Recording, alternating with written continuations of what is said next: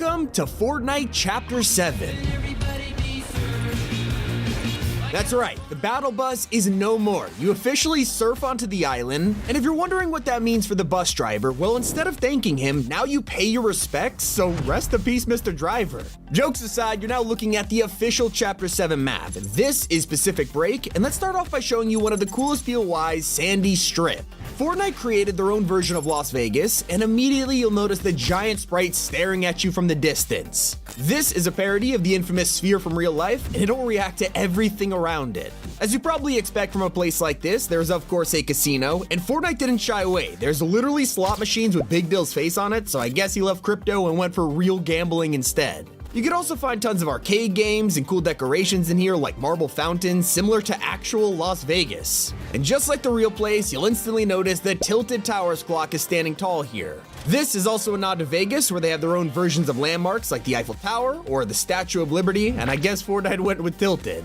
By far the most ridiculous parody is on the highway towards Sandy Strip. Instead of Route 66, it is Route 67. I mean, come on, Fortnite. But let's talk about the NPC you find here. This is your first look at the bride from Kill Bill. She's officially part of the battle pass, and her skin looks amazing, but it gets even cooler if you look for this katana symbol on the map.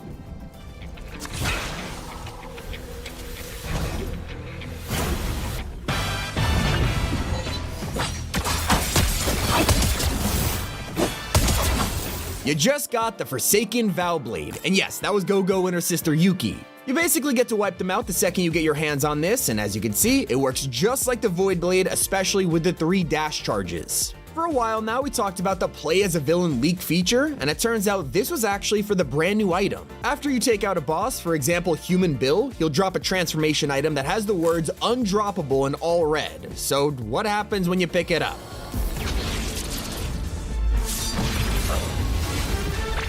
Yep, you now have his abilities. In Human Bill's case, this gives you low gravity and the ability to spawn 2 henchmen. You'll also get unlimited sprint when playing as a boss, along with 25 extra shield. Another boss you can transform into is Beach Brutus, and his ability is shield regeneration. So, what's the catch to using these? Well, your location is revealed on the minimap the whole time, so there is some danger to using this. Luckily, you can just fly out of there with the coolest mobility item since the web shooters. Chapter 7 has added a wingsuit, and I mean, just look at this thing in action.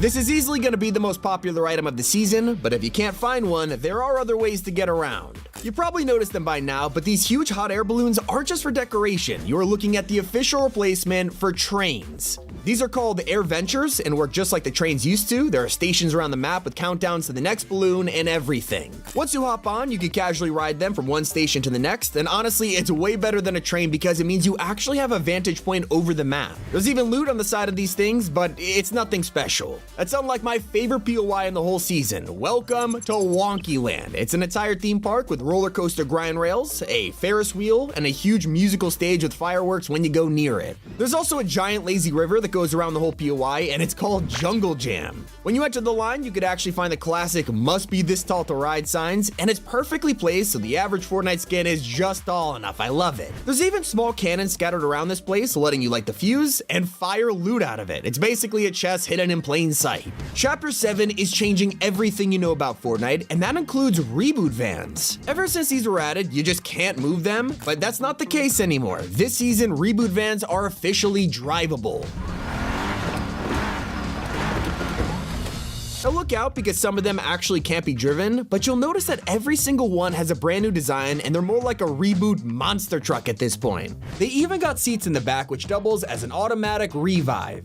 You really should drive it to Battlewood Boulevard, which feels like it's the star of Chapter 7. This place is based entirely off of Hollywood and downtown LA, and you'll realize that the second you spot the giant sign in the distance. Fortnite also designed the famous LA canals, and they're full of graffiti, and there's even a theater at this place called the Golden Reel, which looks inspired by classic Hollywood movie theaters. Now earlier, I showed you how you could transform into a boss, but what else do they drop? It turns out this might be the most useful boss ever, because characters like Human Bill literally drop things like the self-revive. Now you can also buy these in vending machines or find them in chests, but they're exactly what they say in the name. When you're knocked, it'll get you right back up again, and you can even pick them up when you're down.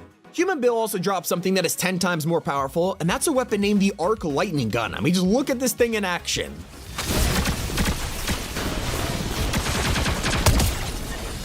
The pro players are gonna beg for this to get banned. A less powerful weapon is the Deadeye Assault Rifle, and yes, this basically means that weapon mods are back.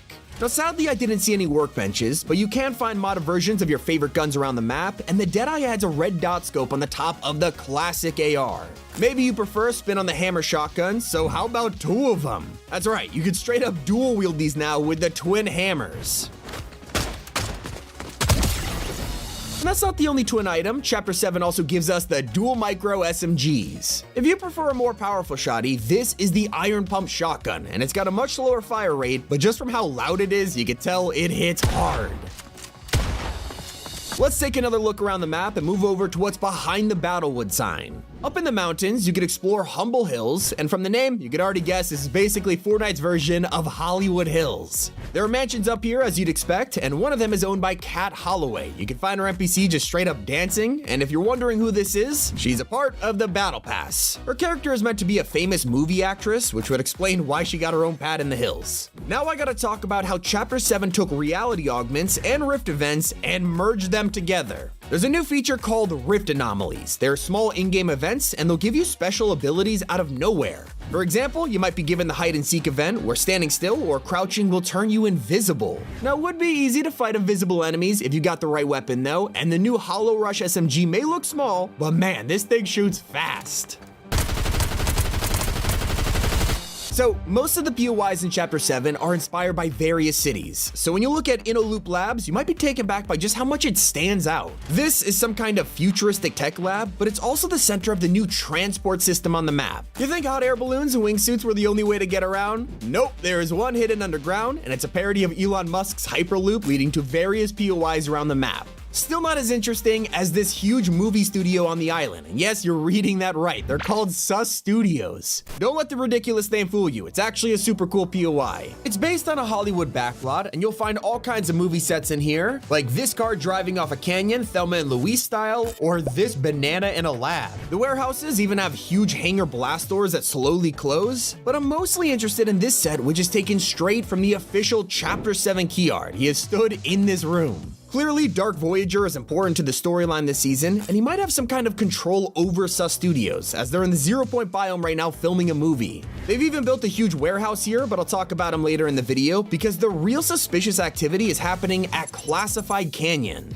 This is inspired by Area 51, and I'll wait for you guys to explore what's inside, but it even looks cool from the surface. I mean, there's also an alien-themed Durburger here, just like the alien cafes in Nevada. But you probably noticed by now, there's a brand new UI this season changing everything on the screen. From the health bar, to the compass and mini-map, even the sprint meter looks different, but most importantly, your hit marker and elimination feed looks cooler than ever before. Whether you're picking up the tactical pistol, or this mysterious vengeful sniper rifle, the loot pool is way more satisfying now. And Chapter 7 has a huge variety of POIs, from Four Fields, a private golf resort, to Rip Tides, a Ziggy skate park partially inspired by Santa Monica Beach. In the top left, you'll find Tip Top Terrace, an entire village in the trees that needs launch pads to get up here, and Latte Landing. This is a small town on the coast that is home to a new business called Big Shots Coffee. So, you've seen all the weapons, POIs, and items. What about the Battle Pass? Well, the first guy that probably caught your attention was Marty McFly himself. After years of waiting, Back to the Future is in Fortnite, and he's got a camcorder pickaxe from the movie, along with his Gibson guitar as an instrument, which of course doubles as a back bling. Next in the pass, we have Karina, a YouTuber with a broken arm who loves skateboarding, so this means you also get an amazing traversal emote.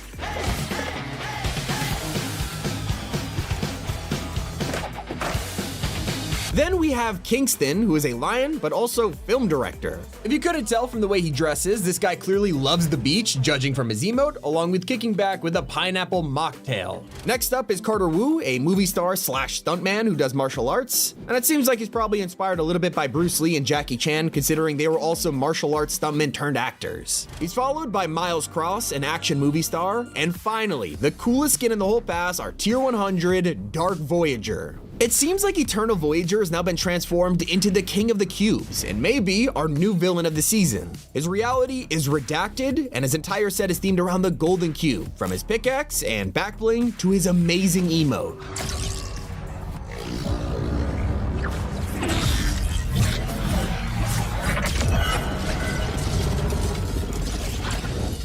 Let me just say, the storyline this season is gonna be absolutely insane. I hope you guys enjoy. That's everything new. Thank you to Epic Games for flying me out to play early, and I'll catch you here on Top 5 Gaming.